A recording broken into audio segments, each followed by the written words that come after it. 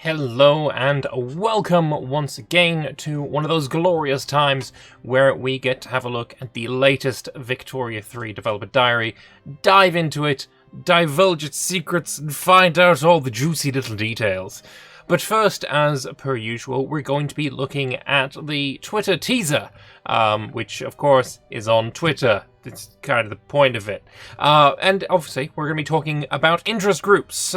So what effects they have on your country, what makes them approve or disapprove of the way you're running things, and of course how they relate to POPs. And we have this image here, which, we can have a look at. So, we're having a look at the Engineers, which is a group, an interest group. 154 individuals within the POP. Actually, no. The Swedish Protestant Engineers is a POP. And the primary interest group for them is the Industrialists. 154, or 47% of them, are a part of the Industrialists. 71 individuals within the POP are the Petty Bourgeoisie.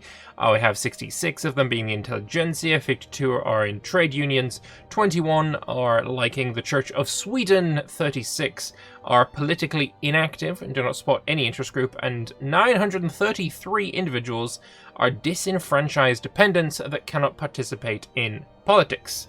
So I would assume that as you empower people and give people access to, voting, enfranchise them, if you will, these kinds of, the breakdown of what they like or who they support will radically change.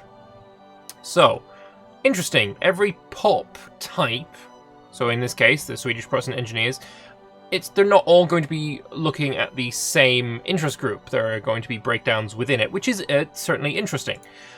Before we move on to the dev diary, though, I will point out that Long Game Short has, he's made an edit, which I do think is actually worth looking at, and because it is better. So just to remind you, we have here the interest groups for what has been shown to us, and we have 154 individuals within the POP are part of the Industrialists, 71 individuals within the POP are part of the Petty Bourgeoisie, 66 individuals within the... You get where I'm going with this. Instead, we could have, there are a total of this many individuals within the POP, of which 154 are part of the Industrialists, 71 are part of the Petty Bourgeoisie, 60... You can tell already this is objectively better than this. Like, it is not... It's not up for debate. That is the case, right? This is better. It is laid out better. It is nicer. And also, we have a total, right? There is no total telling you how many Swedish Protestant Engineers you have. However, here, there are a total of 1333, right? That is better. This is amazing. This is, coming from Long Game Short, you already know that it's going to be good because he's the one that does the UI mods for Imperator and for CK3, and his work is fantastic. Seriously, Paradox should consider hiring him to work on their UIs because he's very good at what he does. But yeah, I just thought that was worth mentioning. Hopefully, Martin has seen this and we'll implement it, because that would be kind of ideal. Anyway, moving on to the dev diary itself, and we also have some new artwork which we can have a look at first as well. Talking about the franchise again, there we go, give women the vote. The suffragettes movement, very nice indeed. All right. Interest groups. Hello once again, and welcome back to yet another Victoria 3 dev diary. Where previous dev diaries have been focusing on the economy, we're now going to switch gears to another core pillar of the Victoria series, internal politics. More specifically, we're going to be talking about interest groups, which form the nucleus of Victoria 3's political gameplay. What then are interest groups? Fundamentally, an interest group is a collection of POPs that espouse certain political views and want to change the country to be more in line with those views. Interest groups are drawn from a number of different templates, but will vary in their exact views from country to country based on factors such as the local religion, which social movements have appeared in the country, or the personal views of their leader. So we have here an example of the Landowners. They're an interest group dominated by the aristocracy and tends to be firmly in the conservative side of politics. Alright, what can we glean from here? We can see what their leader is. It's Friedrich August von Gies. He's got some traits, probably something to do with culture, I would imagine. Pro-slavery. Likes family values. Fan of Christianism. Christmas. But no, hierarchical social structures, I imagine. A bit of a misogynist. How much clout he's got. The approval. His traits. He likes marriage, he likes money, and he likes monocles. You know what, I can empathize with all of this, sure. We can see that we can promote them, suppress them, join them, or remove them. Interesting.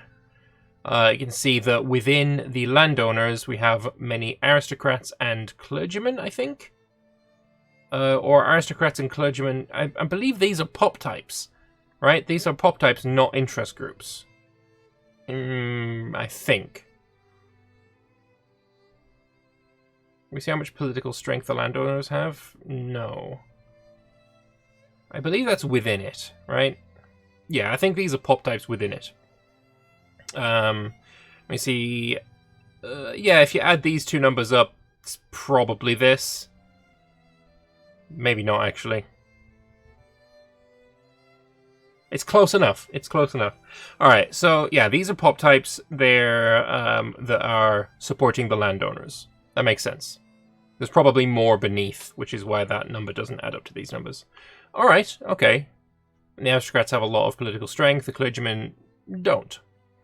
You can also see their, what's it called? Their, how satisfied, how much sustenance they're getting. Their well-being, their how much they're getting their needs as well, which is nice. Okay, I think this is going to be one of those dev diaries. Like, there's a lot of things that I'm not particularly understanding immediately, because while we didn't have interest groups in Victoria 2, we did have, you know, the various pops demanding certain things, demanding certain reforms, and that was always, well, I say always, but it is a source of confusion for me to this day, so hopefully we'll be explain some of this. All right, let's move on.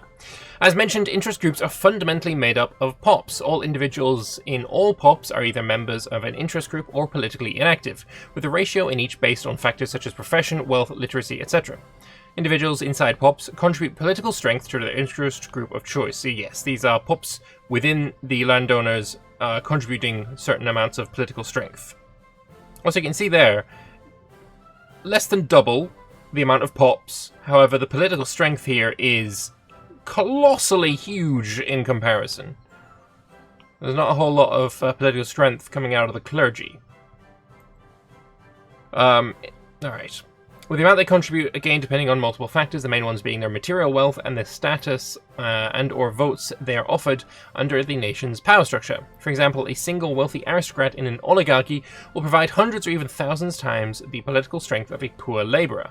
The total political strength of all pops in an interest group is what gives it its level of clout, the amount of political weight it can assert on the country and the government.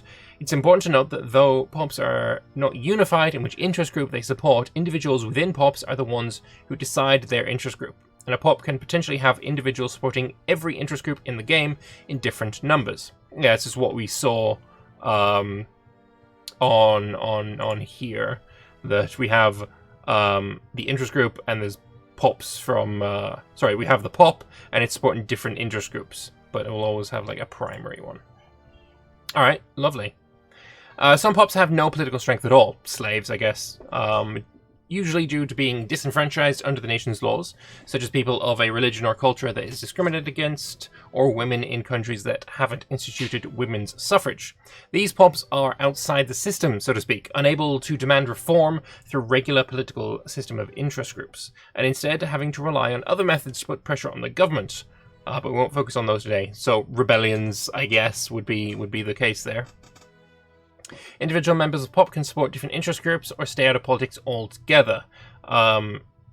Again, this is similar to what we saw before. Which POP are we looking at here? I mean, it could be any POP. It's still in Sweden. But, you know, we can see that 59% of them are supporting the industrialists. These numbers are much, much higher than we saw here. It's not engineers. It could be, honestly, it could be anything. I don't know. Most of them are in industrialists, so maybe craftsmen or something of the type.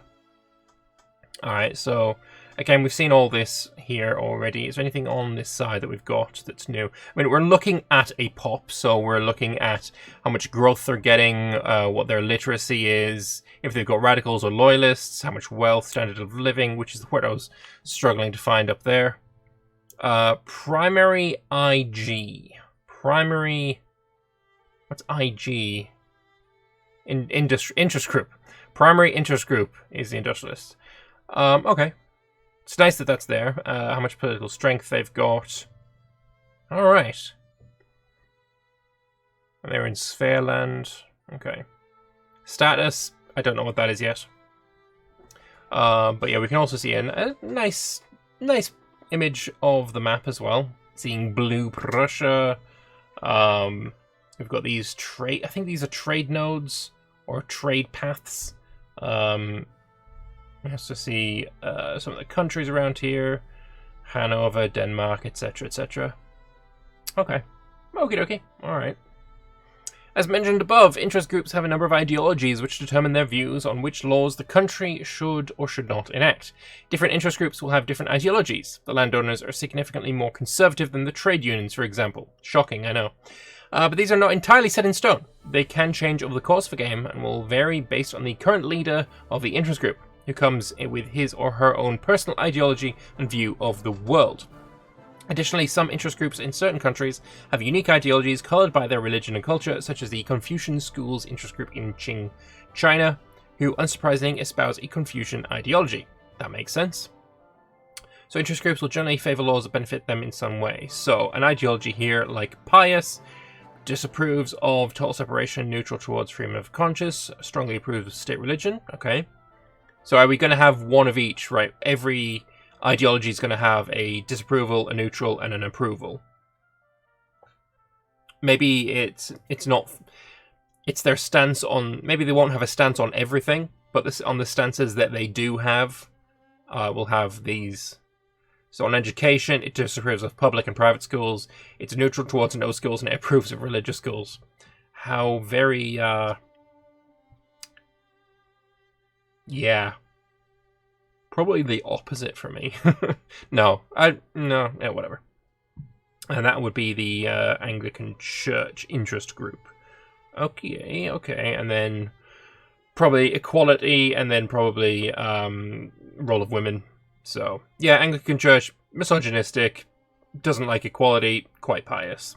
I mentioned previously that interest groups have a level of clout based on their total political strength of their constituent pops. Clout is calculated by comparing their political strength to that of the other interest groups in the country. If all interest groups in Belgium put together have 100,000 political strength and the landowners have 30,000, they correspondingly get 30% of the clout in Belgium. Okay, so there's 100% of clout, everyone's going to get their piece of the pie. The interest group's clout will determine their classification, powerful, influential, or marginalized. Interest groups also have a level of approval, which is based on factors such as how much they approve of the country's laws, whether they are in government or in opposition, and how many of their individual members are loyalists or radicals. More on those in a later dev diary. Okay. There are numerous other factors that can affect approval as well, such as how you react to certain events or decisions that you take. Together, the classification and approval of an interest group determines which traits are active for an interest group at any given time, how impactful they are. There are different traits, positive and negative, with positive traits being activated when an interest group is happy, and negative ones when they are not so happy. So I imagine these the traits? We're on neutral right now? Is that what we're seeing? We've got traits here. Maybe these are positive traits. This one's a neutral one. Possibly. If an interest group is powerful, the effects of a trait they have active are stronger, while an interest group that is marginalized cannot have any active traits at all, as they are too weak to exert an effect on the whole country.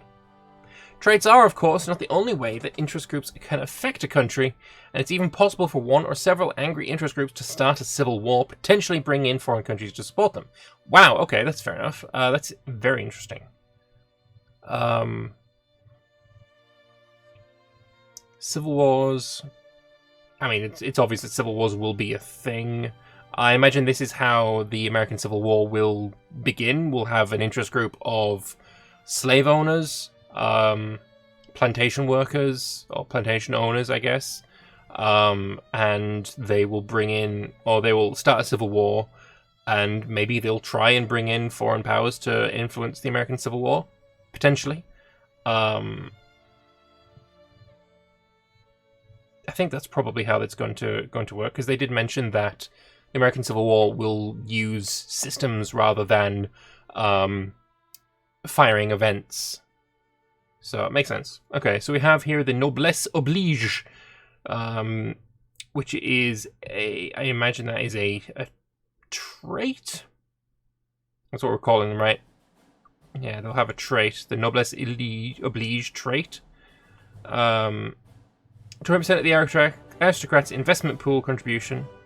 Since this interest group is powerful, their interest group traits have a plus 100% stronger effect. Approval of Junkers is at least loyal. Junkers are not marginalized. Okay. It doesn't really say what it does, unless... Oh no, this is what it does. So because...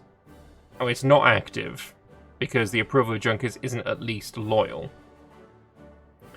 I think that's... Maybe this one? This one maybe Noblesse Oblige? This one looks like it is active, but this one is not. And we're looking at an inactive one. So if it was active, 20% aristocrats investment pool contribution. You get more. The aristocrats contribute more to the investment pool. Okay. But it's their approval of the Junkers is. Alright, so we're looking at maybe the Junkers pop type. And they're not loyal enough for this to happen. Is what I'm seeing. And yes, this is an interest group trait. Alright, so yeah, these are traits that will fire under certain conditions, and this is the effect they will have. Alright. Like I said, it's... When you're not pointed out, oh, this is this, and this is this, and this is this, trying to work it out just by looking at an image, I mean, it's going to take a little bit of time sometimes, right? But I think we got there in the end. Okay. Now, something that's been a hotly debated topic in the community in regards to interest groups is political parties and whether they will be a part of Victoria 3. So I want to briefly touch on this. What I can tell you for now is that we are currently looking into a solution where parties can form in certain countries as constellations of interest groups holding a shared political platform.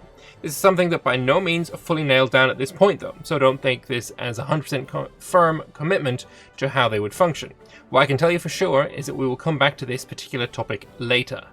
Alright, I mean that was something that people were a little bit unhappy with, let's say. So, yeah, I mean, it would be nice if people weren't so mad about things right now, but yeah, it is what it is. People saw that there were no political parties, they wanted them, and they made a big fuss about it, and they're looking into it. So I guess it just kind of confirms that, you know, feedback is changing the game. So if you have something that you really don't like the look of, as long as you're giving constructive feedback, it's certainly a good thing to give it. Which is also why I'm doing these videos, right? Because there's certain things that I have not liked, or that I do like, and I'm making the videos, I point out those things, and, you know, maybe they're influential, maybe they're not. Who knows? Or maybe I'm bringing the dev diaries to people who wouldn't already see them. They have ideas, they like something, they don't like something, and they go to the forums and, you know, make that known in a constructive way. And, you know, maybe that is making a difference. Alright, so that's all for today. Though we'll certainly be coming back to the subject of interest groups and looking at the different types you will encounter in later dev diaries. With July and summer vacations coming up, we're going to take a short break from development diaries. Balls. We'll be back on the 22nd of July, which is the day after my birthday, as Mikhail returns to continue talking about politics in Victoria 3 on the subject of laws. Alright. Okay. I don't really know what to think about this right now. I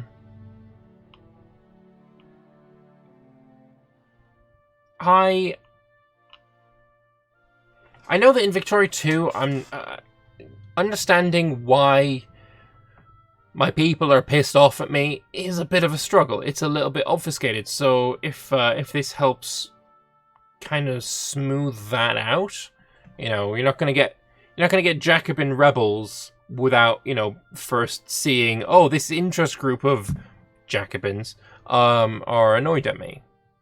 Maybe that's going to help with that. Make it a little bit less obfuscated.